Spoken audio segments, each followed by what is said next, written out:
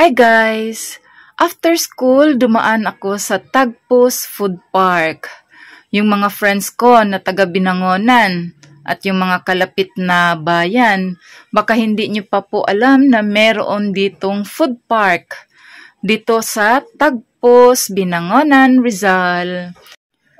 So, ang unang mabungaran na cafe guys ay ang Serendipite Cafe. Then, ayan guys, ang katapat niya ay ang Sarangyupsal. Ano siya? Para siyang mga Korean food. Ayan, ang ganda ng decorations. Parang sa Chinese New Year nila, hindi pa yata nila natanggal. Sa bagay, ngayon ay February pa lang. So, ayan guys, ang Sarangyupsal, Korean food. Dito naman sa kasunod ay ang King's Unlimited. Ayan guys, so mga sarado pa sila. Kasi yung nakausap ko, ang sabi ay mga 4 pa daw.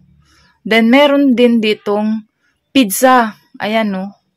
Hindi ko alam kung anong pangalan. Hindi ko napansin kung anong pangalan nito. Basta yan ay, ang siniserve nila ay puro pizza at saka mga parang may ano din yata, mga drinks. Then, ang kasunod ay ang Arat Coffee. May Arat Coffee riyan guys. Ayan no. Arat Coffee. Then, ang katabi niya ay Dugus Grill. Yan. Ang ganda rito guys kasi may lawa. Ayan no. Gustong-gusto ko tumambay rito guys kasi may lawa. Dati palagi ako rito eh. Ang pinakauna talagang nagtayo rito guys ay ang Screamery Lakeshore. Yun yung lagi kong pinupuntahan dito dati. Ayan. Malapit kasi siya sa lake. Ayan no.